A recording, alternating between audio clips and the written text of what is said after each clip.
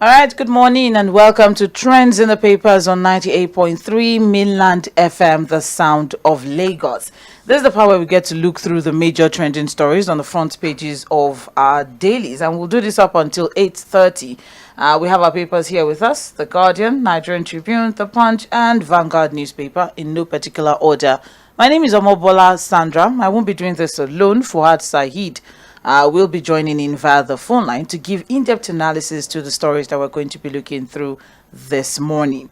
But before we go into the trending stories in the papers, we also have, a very big trending story that, has been trending from last night. And it's only, it's only proper that we also give it, some spotlight right here on Trends in the Papers. It's only necessary. It's only proper that we do that.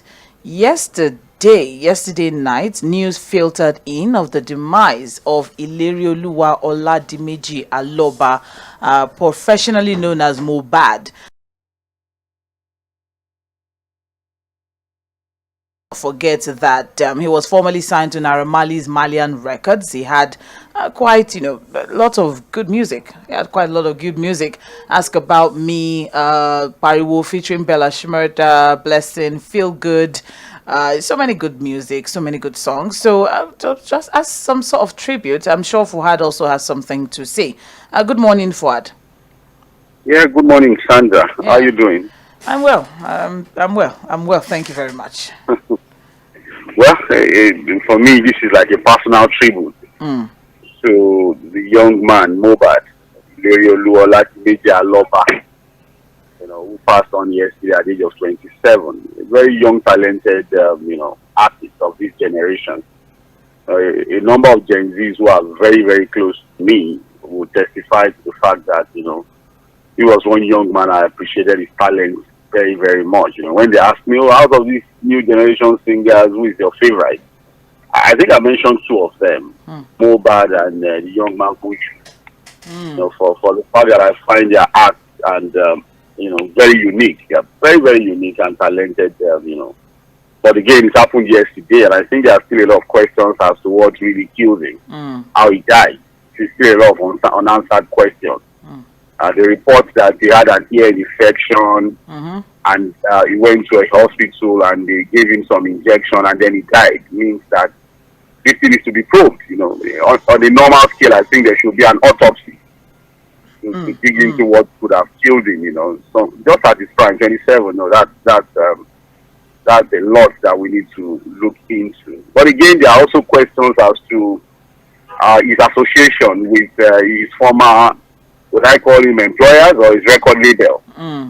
There's been a lot of questions. What would you? The relationship has not been too good. There have been questions about, people trying to kill him, trying to stifle him. They also talked about depression, that the young man was depressed.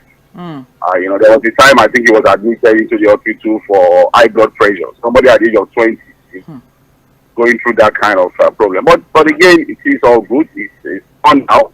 For good, but I think we need to appreciate his talent. Fantastic young man. Yes, very important. We do need to appreciate his talent, and in view of that, just a very short one. Permit me to let's have a listen to Peace by Mohbad. We'll be right back.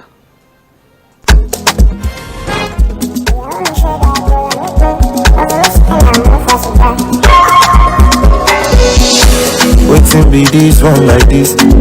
Been through many things, many gist. I still find my peace. They do like see me, I know they see. I say I know the year. Which kind person be this? Waiting be this one like this. Been through many things, and like I ain't Genesis. I be dealing with enemies. Survivor, Munigba, money chaser, faster than a bullet, flying like a rocket. Bad man we never rest. King of South and the West, faster than a car. Movever missile, faster than a Benz. Oh, the blue level, so bad vibes on the ground. Reading my sound, I'm so vibrant. look at them, them to make up. They won't say your nigga. They want to do your teacher. Before you are my woman, woman. You go there when I don't get you, woman, woman. You go there when I don't get up. Cause my mama be praying for me, say make I get it. Oh my baby, shall you go there before my suru lady?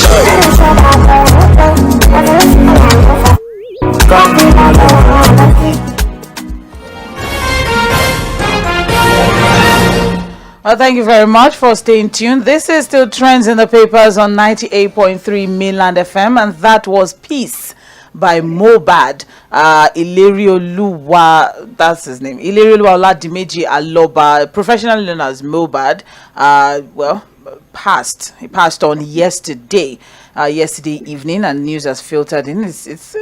It's been a major trending story on X, formerly known as Twitter, and it's been a hot topic of conversation, especially due to a lot of mental health challenges that he went through. Yeah. Yes, that he went through, and the circumstances also behind his leaving Malian Records, and also the fact that his colleague Bella Shmurda some time ago also mentioned on an interview that he once tried to commit suicide. So, and now yesterday night, just 2 days or so ago, he was at Ikorodu at a concert there, and then yesterday night news filtered in of his demise. Well, may his soul rest in peace. That was just a tribute to him.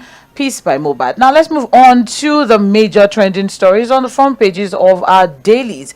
As I mentioned earlier, we have The Guardian here, so we'll start with The Guardian newspaper. We're live on Facebook and YouTube, so you can join the program live and drop your comments in the live chat section. We take those during Mainland Focus, which is from 8:40 to 9:30.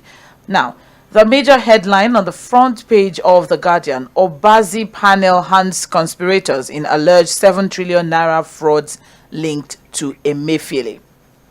See, we've not heard the last of Emefiele. I don't think we're going to hear the last of Godwin Emefiele. Just last week it was his deputy.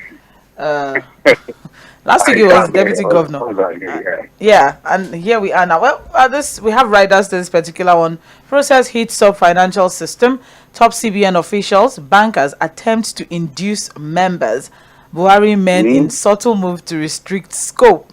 Investigators not backing out, accountable to Nigerians and the president. So the report says Nigerians may be close to witnessing the unveiling of the biggest financial fraud in the history of the country in the coming months, as the team of special investigators set up to probe the Central Bank of Nigeria and related entities is racing against time to unveil a slew of crimes allegedly estimated at over 7 trillion naira. What? Just 1 month or 2 months ago, there was the unveiling of the special investigator that was appointed by the president, and here we are. They may be onto something. But I think we should wait to see what they're going to dig out eventually, because I'm a bit cautious not to put this on the platform of simple media trial. These are very sensitive issues, and of course, I understand that the personalities involved are also, big personalities, people of influence. And we don't know where all of this will stop. We don't know who will eventually be indicted, whether we're going to have to get some form of criminal prosecution and all of that. So until this committee concludes its investigation, I'll leave all of this as mere speculations. Because I like to deal with facts, and I think that's normally, if you only work with facts. So until we have a report, a report that we can work with, telling us this was done, that was done, some financial fraud was discovered here and there, and then we cannot begin to say, okay, this was the result of the entire investigation, or this is what the investigation has been able to produce. Well, the investigation. But I know something will come out in it. Yes, but Fuhad, remember that the investigation so far, or according to reports, the investigation so far has, resulted in the arrest of some top officials of CBN. 2 deputy governors, Kingsley Obiora and Aisha Ahmed, were detained by the DSS in connection with their roles in the affairs of CBN during Emefiele's 3-year stint, 9-year stint. But then, I mean, this is just CBN for that. There's still other financial entities, yes, that they're still going to look into. But I think, just as you said, because what we have here is, fresh updates from multiple sources knowledgeable about the operation suggests that the team is currently analyzing documents, memos, oral confessions that could lead to more arrests in the coming days. But if these allegations or if these speculations are founded, Fuhad, what do you think may be the result of that? Yes. What do you think Nigerians and the financial sector, what do you think the impact would be on those three? You know what, Sandra? The results of these findings would only make sense if we can get some form of criminal prosecution and then conviction of people who are found wanting. If you understand what I'm saying. So that it doesn't just come as another kind of report, then something happens, people are giving soft landing, some negotiations go on behind the doors, and then people are left off the hook. All of these Jimobazi investigation, like I'm saying, and I'll repeat again, would only make sense if at the end of this investigation, people are arrested, they are brought before the law, prosecuted, and we see some form of conviction. So that it serves as a deterrent. We're not supposed to just investigate for the sake of investigating. That's why I'm saying that, look, I think we need to take it easy. Yes, when the reports come out like this, we take them. But I think ultimately we have to wait for the final report and then see that, look, from that report, there's enough evidence for people to be arrested, prosecuted, and most probably convicted within the ambit of the law. You understand what I'm saying? So as it is, I still consider all of this as mere speculations and allegations. And like I said, I'm not really someone that wants to pander to speculations or media reports or media trial. Let the investigator conclude his job, submit his report to the president. Let's have an official report as to what has happened with our finances from the CBN and those related entities. And then we can get people arrested, criminally prosecute them, and most likely get convictions and then move on with our lives. Well, names of top politicians and business moguls are already being mentioned as possible culprits in the emerging saga, and there are fears the president may be forced to succumb to their demands. But already, Obazi is said to have gathered enough dossiers of sleaze that could send dozens to jail if prosecution is allowed to commence and sail through. Well, wait for that. Yes, exactly. Well, there's some sort of anxiety across board in the financial sector. I think even in the banking world as well. Maybe there's a spillover into that. But then more details on page 6 of the Guardian newspaper. Let's keep moving now. We also have here on the front page of the Guardian, 2 years after cargo movement begins on Apapa-Ibadan, $1.5 billion rail line, and that is on page 6 as well of the Guardian. So just very quickly, we have riders here. Alkali trained to haulage 90 containers daily. Nigeria importers can now clear goods. Can now clear goods from Cotonou, says Adeni. Rail transport revenue jumps 33% into 1.3 billion naira in second quarter 2023. Apapa Customs posts 676 billion naira revenue in 7 months. So, in fulfillment of its promise towards actualizing the ease of doing business in the country, the federal government yesterday flagged off the first movement of import units of containers from Apapa Port after 2 years of its inauguration, amid several setbacks. Fuad, is this a solution to the congestion on the Apapa corridor?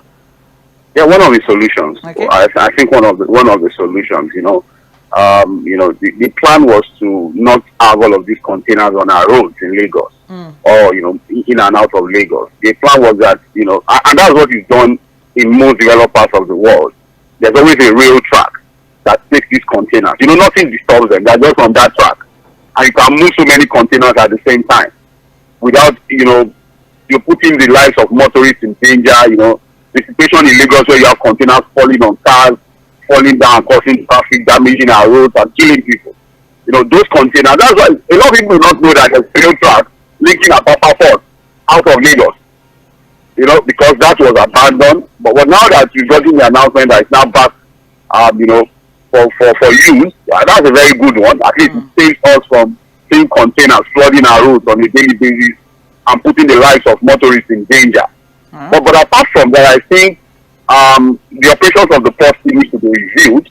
I think as a matter of urgency, the best way to decongest Apapa port is to ensure that other ports within Lagos start to function. The big sea port, for example, in Lekki should start to function immediately. There's a port that is planned for Badagry. Let's also quickly actualize that. You know, so that everybody does not just come to Apapa port.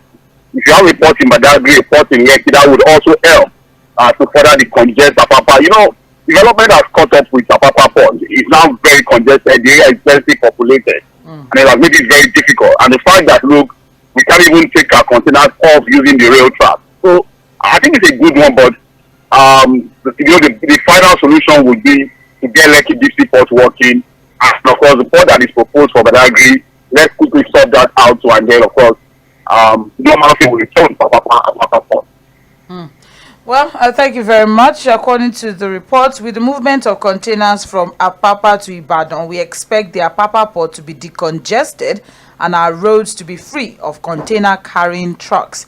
That's coming. Yes, that's coming from Alkali. Also, we have NRC Managing Director Fidet Okiria explained that they hope that the trips from 3 to 4 will be from 3 to 4 as time goes on. More details on page 6 of the Guardian newspaper. Well, thankfully for that one. Let's move on now. It's a good one. It's a good one. Yeah, exactly. We also have petrol, diesel cost may soar as oil prices rise amid tighter supply. Why are you laughing? Why? Don't do that. No. So what we have as rider is Nigeria's crude oil production stands at 1.1 million. OPEC says that's a drop for it, because as at last time we had a conversation that it was about 1.4. Yeah, it dropped again. Dropped. We're not producing enough, unfortunately. What are we doing? What? The fact is that we're not doing what we're supposed to do. I'm sure we are still battling with crude oil theft. And the fact that, you know, there's still a lot of disruption. We're paying 4 billion naira every month to ensure we don't have oil theft, and we're still battling that. Honestly, I don't know what the solution would be for us to meet our OPEC quota. We're supposed to be doing 1.82 million barrels per day. That's what OPEC is expecting from us. It's on that basis that we cannot justifiably request for an increase in our quota. So if we are not even doing 1.2 million barrels per day, you know, Sandra, then there's no justification for OPEC to look at us as, okay, go to 0.5, go to 3. I think that's at the last report we have. Saudi Arabia alone is doing about 8 million barrels per day, cumulatively. You understand what I'm saying? So you can understand what they're earning, you know, done by exportation of crude oil.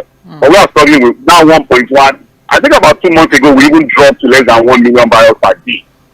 If you understand what I'm saying. So it's just the reality of the country. One would expect that, well, maybe the government settles in now, does what it needs to do, and ensure that at least we can be doing a minimum of like 1.8 million barrels per day. That would help us in terms of foreign exchange earnings. Well, Fuhad, the Nigerian, according to this report from The Guardian, the Nigerian government might spend more to subsidize PMS as oil prices rose yesterday. Are they subsidizing again?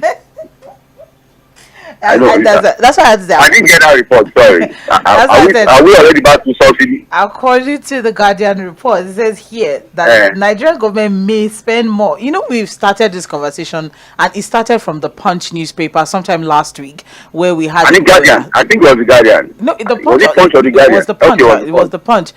Very elaborate analysis. Yes. Like that, yes. Oh, both. It was both of them actually. It was both the Guardian and both the Punch. Guardian and Punch. Yeah, asking that is there a secret, you know? Yes, reversal of removal of subsidy. And here we are. But they are coming into this report now, Sandra. That is fact. That's what they are saying. Glaringly, it just says here the Nigerian government might spend more to subsidize PMS as oil prices rose following predictions of tighter supply by OPEC. I think we're about $100 per barrel now. It was hovering 92. Yeah, we're close to 100. All right. Yes, 92. Yes. So with diesel and aviation fuel already hovering close to 1,000 naira per liter, there are indications that tougher times could lie ahead for businesses, especially those in manufacturing and aviation. This is as OPEC noted that Nigeria's crude oil production stood at 1.1 million barrels per day, with an increase of 100,000 compared to the output in July. So we dropped in July, then I think we went back up a bit by 100,000. But still not doing enough. That's unfortunate. That's the unfortunate one. Well, predicting robust growth in global oil demand in 2023 and 2024 due to the recovery of major economies, OPEC is saying world oil demand would rise by 2.25 million barrels per day in 2024. Can we meet up? Is it possible? I mean, is it doable? Is it something Nigeria can actually meet up with? Well, we can, but it's going to be, a lot of things that we've not done in the past is what is haunting us now. Ordinarily, this report should come as good news for Nigeria, Sandra. Rising oil prices in the world. As an oil-producing nation, we should ordinarily be celebrating more money for the country. Our excess crude accounts should be going up. Our reserves ordinarily should be looking very, very good. So as a country, we should be smiling to the banks. Infrastructure should get better. The lives of the people should get better. The health sector should get more money. The idea of financial autonomy for the university would have been a no-brainer. But all we should be doing is that, whatever we make as excess from this thing, we can deploy, into our university system to make it better and give better lives to our people and educate our people the more. But unfortunately, because we are not producing enough, because we don't have functional refineries, so the irony is this, Sandra. The little that we are able to make from the sale of crude oil, we spend it again on importing PMS because we can't refine locally. Let us even say that, we are not producing enough, 1.1 million barrels per day, 1.2 million barrels per day. So the little forex we are able to earn from the sale of crude oil that we are not producing enough, it still ends up financing the importation of refined fuel. So we are not doing anything really as an oil producing nation. I'm telling you. Look at Saudi Arabia. You can see that that's a country that, like one of my friends said, ⴜᴜᴜ see the way they are giving footballers money. It's not any other money, oil money that those guys are spending anyhow. And yet we are the sixth largest oil producing nation in the world. Nothing is happening here. Thank you, Fuhad. That's unfortunate. Well, more details on page 3. Well, moving right along, I also have this on the front page of The Guardian. From Malami to Fagbemi in search of holistic reform for judiciary. According to the report here, the justice system is bedeviled by a myriad of challenges. How they are addressed will not only define the current administration, but also the place of the new AGF in history. So there are plenty of issues militating against effectiveness of the justice sector. Among numerous others, part of the problems includes an ever-increasing population of awaiting trial inmates and lack of judicial automation. All these constitute a disconcerting clog in the wheel of the justice system. And President Bola Ahmed Tinubu is credited with introducing far-reaching reforms as governor of Lagos State between 1999 and 2007. So perhaps the desire to introduce a similar concept at the federal level may have informed the choice of Mr. Lateef Fagbemi, SAN, as the AGF and Minister of Justice. However, aside from reforms, some issues are at the front burner, requiring prompt action by the AGF, salient of which is review of obsolete laws, including the Land Use Act 1978. Fuhad. All right. Sandra, yesterday I was speaking with a lawyer yesterday, and he was expressing his frustration as to how corruption is also affecting the judiciary. He said that, look, what has happened is that, look, as a lawyer now, for you to file a case in any of the courts, it's now been automated. So there's no manual filing of cases. So the idea of automating the process of filing cases is to make it faster, so that lawyers can file their cases within a few hours and all of that. But what he has said is that there's not a bureaucracy within all of that now by the admin officers in the different courts. So what they now do is that they frustrate them. They make you to pay more. You probably have to find a way to even bribe them for them to file your case. So what we are saying is that, look, you make a reform, you try to make something better, but you now have people within the system that now frustrate the problem. You create bureaucracy around it. Look at what has happened with immigration, for example, Sandra. They report to a get. I saw the papers have it.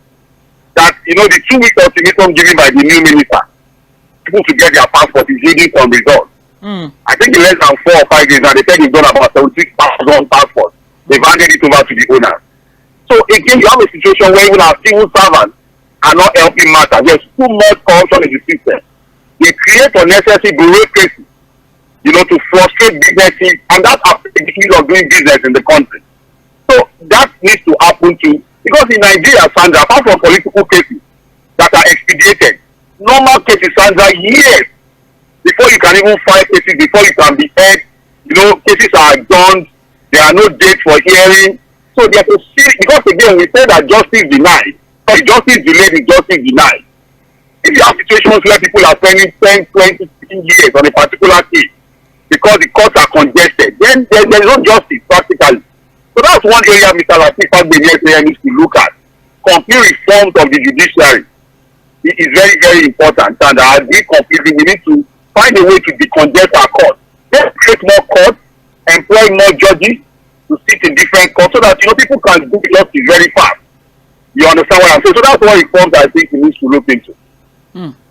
Thank you. Thank you very much, Fuhad Saheed.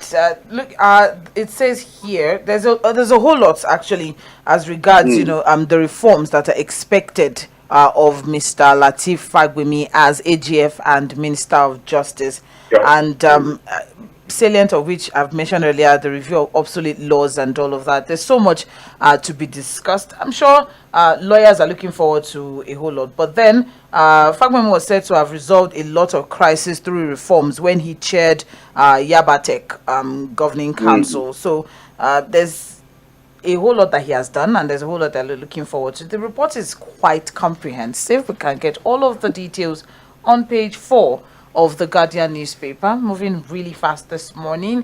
We also have here finally on the front page of Guardian, multi-dimensional approach necessary to curb unemployment, and that story is on page 14 of the Guardian newspaper. It's very important that we have this conversation, especially since the NBS said that we don't have unemployment problem in Nigeria, but then projections that the country's unemployment rate would hit 37% in 2023, while the country's poverty head count would also rise to 45%. I said it's certainly worrisome. The Nigerian Economic Summit Group, in its 2023 macroeconomic outlook report, it is unfortunate that the majority of Nigerian graduates are unable to secure jobs after graduation from tertiary institutions, leading to a negative shift in thinking about the need for acquiring tertiary education. Let's start with that one, Fuad. Well, the Nigeria Economic Summit Group, they have a figure. I think they are working with the right data, with the right figures. They are talking about 37%, right? Yes. While the NBS is talking about 4.1%, using a very funny global standard that does not really fit into our own local peculiarity. But let's leave that. That's always said that the 4.1% by the NBS is a huge joke. And I think we have to be careful to standardize things of national importance after unemployment figures. But the reality is this, Sandra. If you look at unemployment index and things that lead to it, it's basically a product of how your economy is functioning. It's about the economy really. Partially education is not the problem, Sandra. We are not even doing enough. We are not even educating our people enough, Sandra. We are supposed to even do more to get people to get tertiary education in the country. But the problem is this: after graduation, you have an economy that is not functioning. Manufacturers are closing up. SMEs are not doing very well. The economies are the doldrums.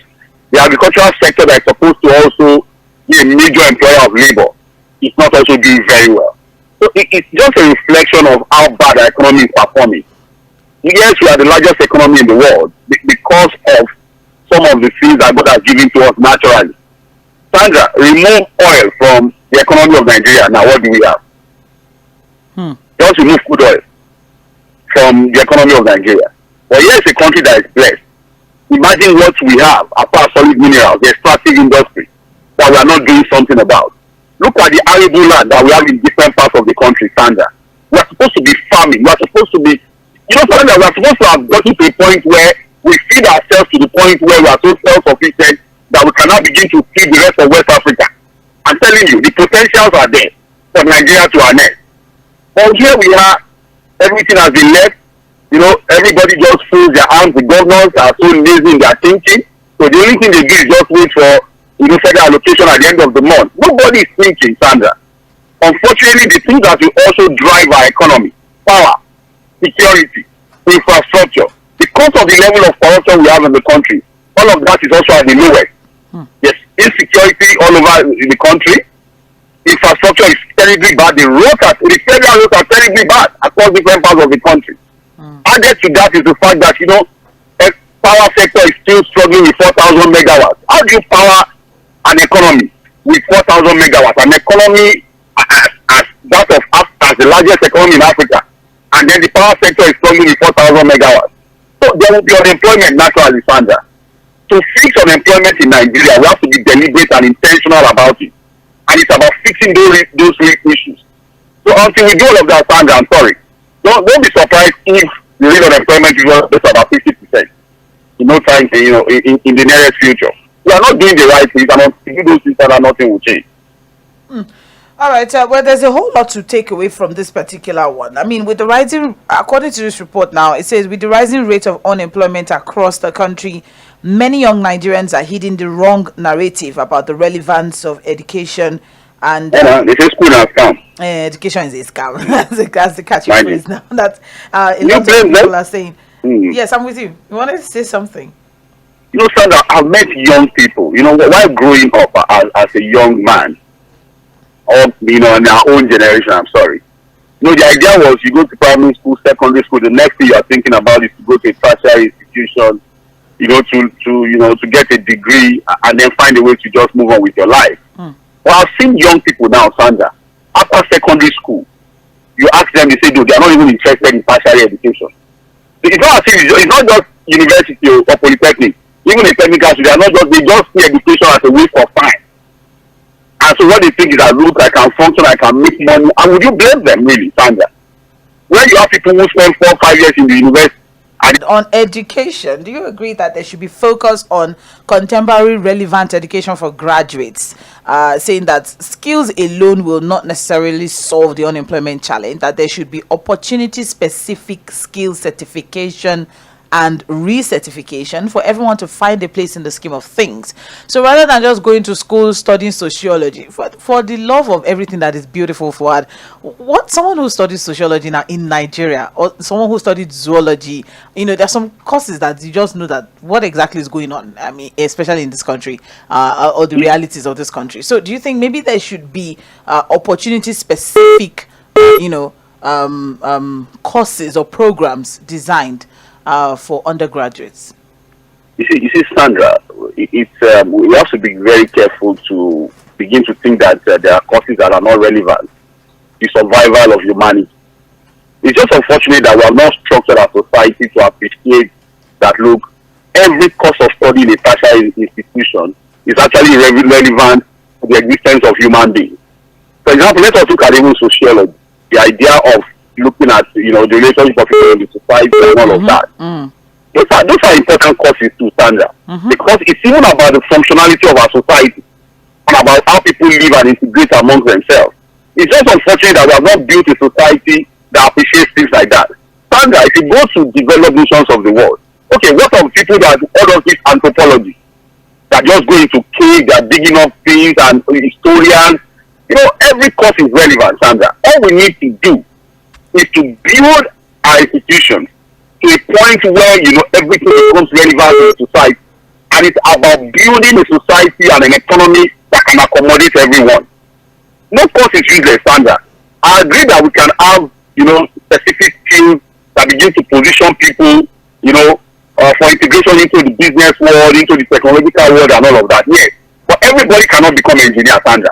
We cannot all become architects. We cannot all become doctors. We cannot all become scientists. The social sciences are also important. The arts is also very important, Sandra. So it's not that the course is less one another. No, we cannot all study the same course in the name of opportunity. No, everybody should go and study computer science because we are in the computer age. The society is bigger than that. My question is that do you think maybe we should look at opportunity specific?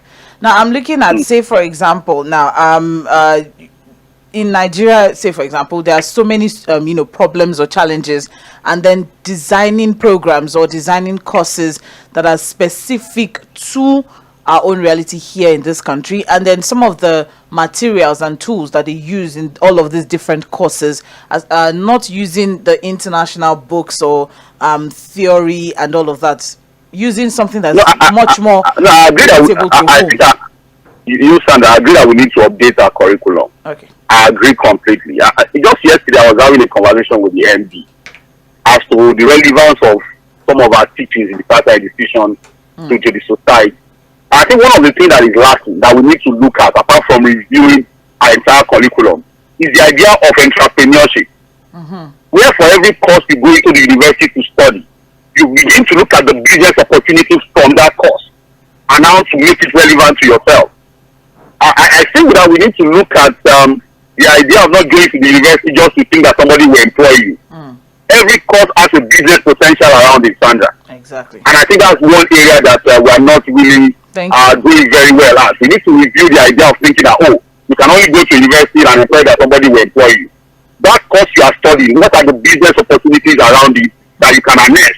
And I think we need to do more as to how people can become entrepreneurial in their thinking. Thank you. Thank you very much, Fuhad. Let's move on now to the Punch newspaper. You're listening to Trends in the Papers on Mainland 98.3 FM. We're looking through the major trending stories on the front pages of our dailies. Now we're moving on to the Punch newspaper. And don't forget that we're live on Facebook and YouTube at Mainland 98.3 FM. Now, the major headline on the front page of the Punch: post-subsidy talks. Labour threatens indefinite strike, gives 1 week ultimatum. So we're still on this conversation, Fuhad. Well, Labour is saying, according to one of the riders here, giving a bag of rice to 12 people and 100 million naira to each lawmaker is insulting. That's what Labour is saying. And we also have government has absconded from negotiation table. Fails to meet workers' demand, says NLC. Well, which one would you like to start with? Is it the abandonment of the government, or the fact that the Labour finds giving a bag of rice to 12 people is insulting? Which would you like to start with, Fuhad? Let me start with the Japa one. The government has Japa from. The government has abandoned and absconded from the table of negotiation. That the government is no longer negotiating, and there's no good faith negotiation that is going on. That's what Labour is saying. Sandra, yes, I'm with you. The NLC has led by Comrade Joe Ajero. I've always said it, and I'm going to repeat it this morning again. They have to know that they are dealing with a different set of politicians. This set of politicians are completely different from the ones they've been dealing with in the past. And I know what I'm saying. From the president to the last person at the federal level in that presidency, this set of labor leaders need to know that they are dealing with smart people who can be very, very cocky and cunning with their negotiations with them. And so because of that, they also have to put on their thinking cap. I'm saying this because we know the trajectory. We know the antecedents. President Bola Ahmed Tinubu is not President Muhammadu Buhari. So on the negotiation table with the government, they have better put on their thinking cap. They are not dealing with someone who is laid back, who is not cerebral, who is not intelligent. They are dealing with a leader that could also be very mercurial in his actions with them. So when they go on that negotiation table, if the opportunity eventually comes again, I think the NLC guys need to put on their thinking cap. That's number one. Number two, they need to now rework their strategy. This idea of one strike today, one strike tomorrow, for me, it's nauseating. It's a waste of time. It shows lack of tact, even from the labor leaders. The labor leaders need to sit down and devise a strategy that will compel the government to listen to them and do their wish, and of course respect their demands. I've always said it. Let us even say that the labor is irresponsible, is unreasonable with their demands. What has the government brought before the labor leaders, Sandra, as far as their demands are concerned? The labor leaders have said they want 200,000 naira minimum wage. What is the minimum wage that the government is willing to pay? Have they brought anything to the table, Sandra, that we know of? Let's even you have supporters of government coming out to say, oh, the labor leaders should calm down. They should be patient. The government is trying. Blah blah. Okay, we agree that the labor leaders are becoming too troublesome. But what we have said is that from the demands of the NLC, what has the government answered to? Which one out of the demands of the NLC has the government answered to? The minimum wage, what is the government offering? What is the offer of government to labor? So labor leaders should just keep quiet and see their members, just as other Nigerians are suffering, to continue to suffer as a result of the inactions and failure of government. Another one, Sandra, is the issue of palliative. You remember that the labor leaders have said that, look, this idea of only handing this palliative arrangement to the governors will not work because they don't trust the governors. Sandra, what is the success rate or record of these palliatives now? Now that the governors are all getting 2 billion. Sandra, just yesterday, in Sokoto State, the Vice President Kashim Shettima was there to commission a public transportation initiative of Fagri as commissioned by the governor. Sandra, in Sokoto State, a governor is commissioning luxury vehicles, Toyota Camry 2016-2017 model, for the use of service in Sokoto State as a form of palliative. How ridiculous can that be? In Sokoto State, even in Lagos, those kind of vehicles are not used as service. And it is part of palliative initiative of a governor in Nigeria. You don't understand what I'm saying? Luxury Toyota Camry vehicles being commissioned for the use of service in Sokoto State as a form of palliative. Sandra, we are not ready, and I'll say it again. But I'm saying, as far as this labor story is concerned, these labor leaders need to sit down, come up with a better strategy. This is a different kettle of fish. It's a different water. This water they are entering into is a different one, and they need to sit down, put on their thinking cap, and come up with a better strategy. So what do you think about, the indefinite strike? They've given a 1-week ultimatum now that if should the government still fail to meet their demands, well, in a week they will be going on an indefinite strike, grounding economic activities in the country. Well, again, there have been too many warning strikes. Are going to go. If the labor leaders think going on an indefinite strike is what will compel the government to listen to them, so be it. I'm a member of the NLC, so they have their own decisions to make. So if that is what would let, because again they are fighting for their own members, and it is really within their right. I've always said it. Downing of tools or engaging in strike action is recognized internationally by the ILO, and it is within the right of any labor organization to do that. So if a warning strike, an indefinite strike is what will compel the government to listen to them, so be it. It's left for the labor leaders to take that decision. All right. Well, thank you very much. That's the major headline on the front page of the Punch. Post-subsidy talks. Labour is saying that giving a bag of rice to 12 people is insulting, where in that same economy, we have 70 billion being shared amongst lawmakers. All right. And then we also have here, NLC is saying that the federal government has absconded from the negotiation table and are failing to meet workers' demands. So it's just NLC that is that. So NLC is negotiating with who now? So the story is on page 2. It's quite an extensive one. There's reactions, on the different palliative measures given in different parts of the country. In Abuja, for example, they said they made free buses available, but then when the junior staff get there, they have to give, respect. Sandra, we are wasting time. Sandra, we are wasting time. We are just scratching the surface. Okay. We are not serious. And we are not serious. Until we get serious, and we as a country, we are not all serious yet. We are not telling ourselves the truth. Until we tell ourselves the truth, nothing will change. All this, this idea of government, taxing everybody to make more money available to government with a very big promise of making their life better. It's not going to work. The idea of government is about, okay, let's make more money available to government. You guys should calm down. We make things better for you. You make things better with this corruption index in the country, where corruption will go. Look, no matter the money the government is able to make from this very tight, strong economic policy that is impoverishing the people, the level of corruption in the country will swallow all of that. Thank you, Fuhad. Okay. All right. More details. We did here now. More details on page 2. I don't mind the rice. They give me rice. Maybe I'll look for something. Not for you. You are not part of the vulnerable. I'm vulnerable. Maybe not vulnerable for rice, so, but I'm vulnerable. For what? I don't For know. what? I don't know. What? I don't know. You know you're already. You better speak up now. Let's let the government hear you. What you want? As palliative. So that my helper will come. All right. Above the masthead of the Punch newspaper, we have here, despite serial challenges, Nigerians believe in democracy, oppose authoritarianism, and that is on page 3.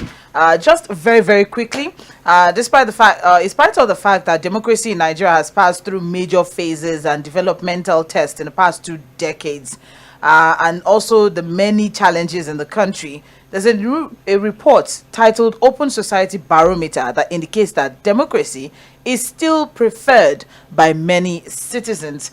And the reports of democracy's demise are greatly exaggerated. In fact, it has a strong pulse.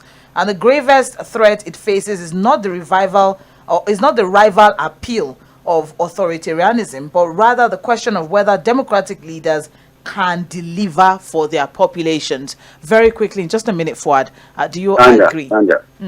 Democracy is preferred, but not the kind of democracy we are practicing. Sorry. There's functional democracy. This gifted democracy we are practicing. There's what is called functional democracy in the world. Functional democracy in the world better the lives of the people. A functional democracy is a government of the people, by the people, and for the people. The democracy we have in Nigeria is a non-functional democracy that is for the few privileged Nigerians who have found themselves in power and their cronies and business allies. That is not the kind of democracy Nigerians prefer.